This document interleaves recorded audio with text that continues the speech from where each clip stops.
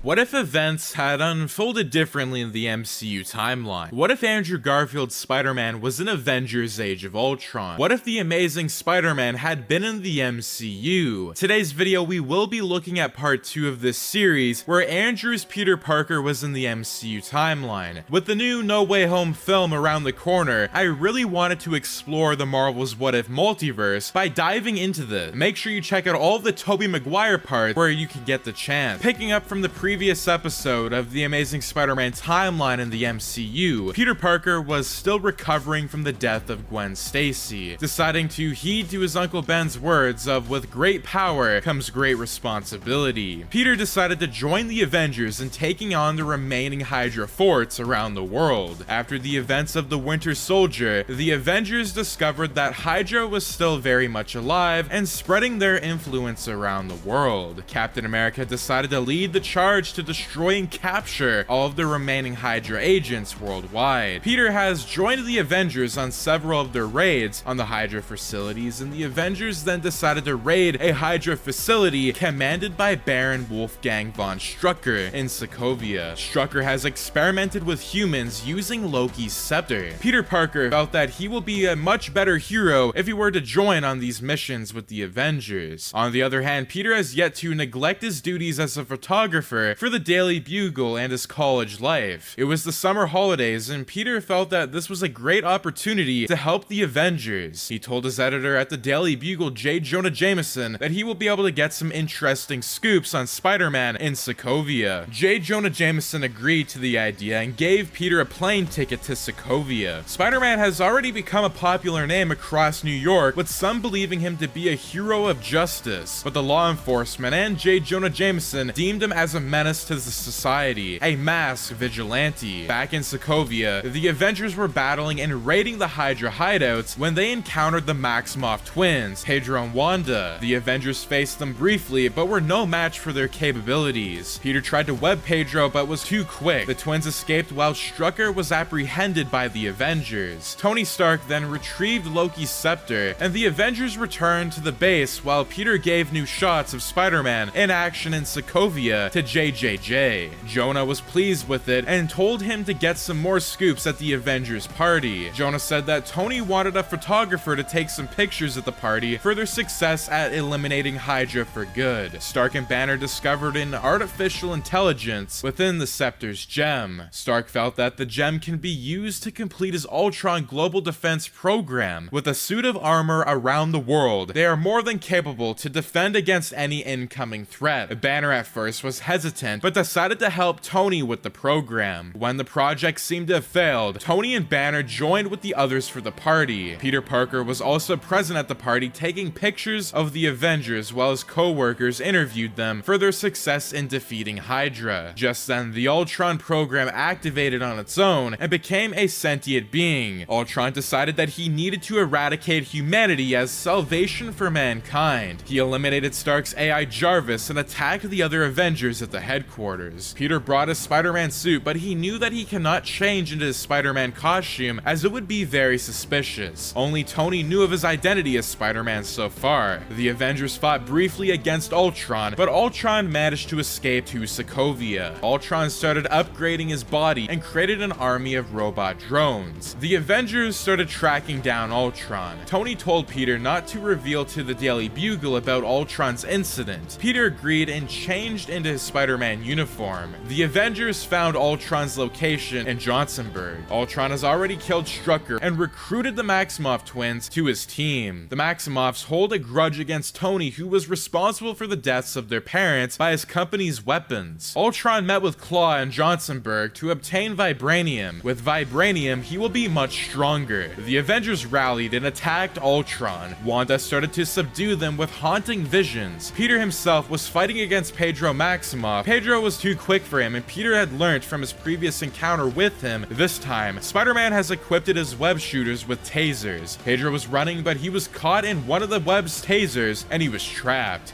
he was incapacitated and fell to the ground. Peter was glad that his web shooters were effective. His spider sense started tingling and he turned around. Wanda was behind him and started placing hallucinations in his mind. Peter relived memories of Captain Stacy and Gwen Stacy dying in his arms. Even he started reliving Uncle Ben's death. Peter was ridden with guilt, and Wanda was about to do the same with Clint, but Clint had an arrow armed with electricity charge, and he placed it on her forehead and Wanda collapsed to the ground. Everyone under the hallucinations started recovering from it, including Peter Parker. Peter felt that it was too much and he felt depressed again. Before leaving, Wanda managed to plant a hallucination in Bruce Banner, causing him to transform into the Incredible Hulk and going on a rampage in town. Stark called forth his Hulkbuster armor and managed to bring the situation under control. However, the damage was already done and the people of Johnsonburg were terrorized. There was a worldwide backlash over the destruction that happened due to the Hulk. They decided to take cover at Barton's farmhouse. Peter also joined them as he was still reeling from the damage sustained from Wanda's hallucination. Steve Rogers decided to talk to Peter while they were resting. Peter was still with his mask on, and as he didn't want anyone to know his true identity, Captain America said that ever since Peter helped them during the invasion of New York City, he has taken an interest towards Peter, his skills, fighting abilities, and how he is always ready to put his body on the line. Peter talked with Captain America and realized how they both have similarities. Peter was wondering whether he should reveal his true identity to Captain America and was about to take his mask off. Cap assured Peter that he can keep his mask on as it's a part of him. Steve Rogers said that he trusts that Peter has his own reasons to fight behind a mask, and Thor departed to consult Eric Selvig on what's to come in the future. He saw the hallucinations and he knew that something was up. Nick Fury also arrived and encouraged the team to stop Ultron. The team started to put their brains together to work to stop Ultron. Peter also joined the fray and gave some ideas to stop him. Ultron, meanwhile, arrived in Seoul, where he used Loki's scepter to enslave the Avengers' friend, Hellion Klo. As he was about to upload his body into a synthetic tissue technology body, Ultron realized that there was someone else at the door. Ultron told Wanda and Pedro to check it out. They had heard a voice saying that they are here to help Ultron. Out of the shadows emerged the Gentleman, Rhino, and Harry Osborn. Ultron was surprised as they were able to track his location. The Gentleman said that he knows virtually everything that is happening in the world. He said that Rhino and Harry hold grudges against one of the members of the Avengers. Ultron added they can be a great asset to Ultron's side. Ultron figured that nothing harmful can come from getting an extra firepower. Wanda then read Ultron's mind as he was about to upload his mind into the body. She was horrified to see the destruction of the world in Ultron's hand. Wanda fell back and said that she and Pedro originally wanted to just inflict a little revenge against Tony Stark, but not the destruction of the entire humanity. Pedro and Wanda fled away from Ultron, and Ultron then told his new allies to hold any other threats who attack him while he is uploading his mind into the new body. The Avengers eventually tracked Ultron to Seoul, and Rogers, Romanoff, Barton, and Spider-Man fought against Ultron. Amidst the battle, Spider-Man heard someone laughing in an evil tone. Several gas bombs were hurled at him. Spider-Man managed to dodge them in time. He looked up and saw that it was Harry Osborn, aka the Green Goblin, on this glider. Peter was shocked as he thought that Harry was still undergoing treatment at Ravencroft Institution. Harry said that he is currently working with the Gentleman and Rhino. He said that he will exact revenge on Spider-Man for what he has done. Harry said that seeing Gwen die was the best feeling that he could ever see on Peter's face. Peter, feeling extremely furious, lunged towards Harry, despite Natasha telling him not to. The Green Goblin and Spider-Man fought across the highway, and Spider-Man then saw someone charging fast towards him. His spider sense made him dodge the attack on time as he saw Rhino ripping apart cars with ease. Rhino has his arm suit with vibranium, making him stronger than ever. Rhino and the Green Goblin tag team against Spider-Man. Spider-Man was trying his best to fend off their attack, but the concussion he suffered from the earlier attack by Rhino impaired him a little bit. Harry's glider sliced into Spider-Man's ankle, causing him to fall to the ground. Harry and Rhino mocked him as he wasn't suited to be a hero or an Avenger after all. They then heard a voice saying that they are mistaken, and that Spider-Man is a hero much bigger than the both of them combined. A shield flew towards Harry, knocking him down from his glider. The shield came back towards Captain America, and he smashed himself onto the Rhino, knocking him backwards. Spider-Man recovered and they continued to hunt for Ultron. They eventually managed to retrieve the synthetic body and brought it back to their base. Ultron then contacted Rhino and Harry Osborn, and he said that they will head to Sokovia, where his grand plan will be executed there. Spider-Man, who was still injured, apologized to Captain America and the others. Cap asked if Rhino and Harry were his past enemies before. He said yes, and he said that his past girlfriend died in Harry's hand. While Rhino was a crook which he defeated last time, they both have grown much stronger since. As the synthetic body of Ultron was brought back, Bruce and Stark wanted to upload Jarvis into the body. The others disagreed as they fear of creating another monster like Ultron. Thor came in time and activated the body with his hammer. Vision would come to life and earn the Avengers' trust when he lifted the hammer with ease. As the Maximoff twins joined forces with the Avengers, they were back to Sokovia. They discovered that Ultron was planning to use the remaining vibranium to build a machine that could lift a large part of the capital city skyward. Once it plunges down to Earth, the entire Earth will face global extinction. The Avengers would begin to evacuate the civilians to safety as the civilians were being rescued. Ultron brought forth his armies of drones to attack them. Spider-Man knew that Rhino and Green Goblin were somewhere in Sokovia, and Peter then helped to fend off the drones who were attacking the civilians. He saw Barton was rescuing a kid, but was being pinned and missed the gunfire. Peter then shouted to Clint to duck while he shot webs, disabling the gunfire. This enabled Pedro to rescue both of them with his super speed. As a result, Quicksilver was not killed, and Wanda continued protecting her post to destroying Ultron's primary body. Eventually, Rhino and Harry Osborn arrived with Ultron. Peter told the other Avengers that he will deal with his own nemesis. Captain America and the others rallied to fight against Ultron's drones, while Peter faced off with the Green Goblin and Rhino. Peter's injuries at his ankle were preventing him from fighting in his peak form, and as a result, the Green Goblin and Rhino were winning in their battle against Spider-Man. Rhino was about to charge towards Spider-Man before he heard something big and strong rampaging to his way. It was none other than the Incredible Hulk.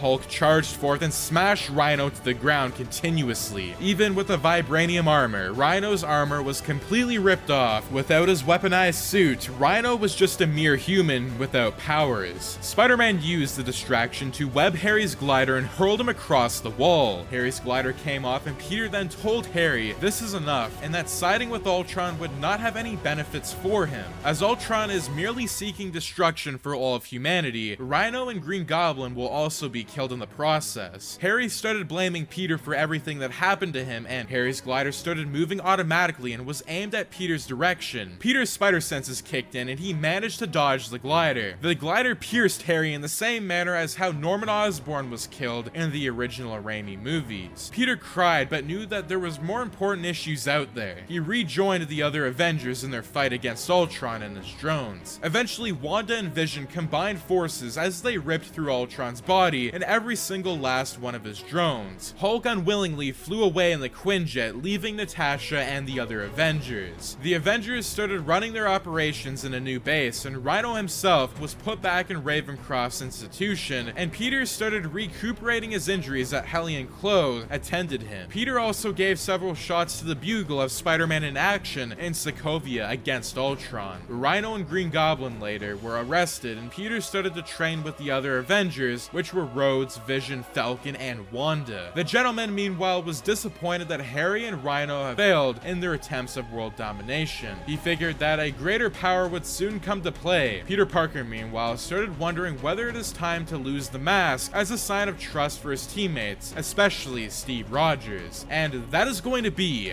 What If Andrew Garfield's Spider-Man was in Avengers Age of Ultron, and this is going to be part 2. So now we are officially entering in What If Andrew Garfield's Spider-Man was in Civil War. That is going to be it for this marvelous What If of Andrew Garfield's Peter Parker in the MCU timeline. If you guys did enjoy this video, do make sure to subscribe, like, share, and turn your notifications on so you and your friends are all up to date with the latest content. I will be taking a ton of requests, so do make sure to request in the comments down below what kind of content you would like to see on this channel. But anyways, as always, guys, thanks for tuning in and have a fantastic day.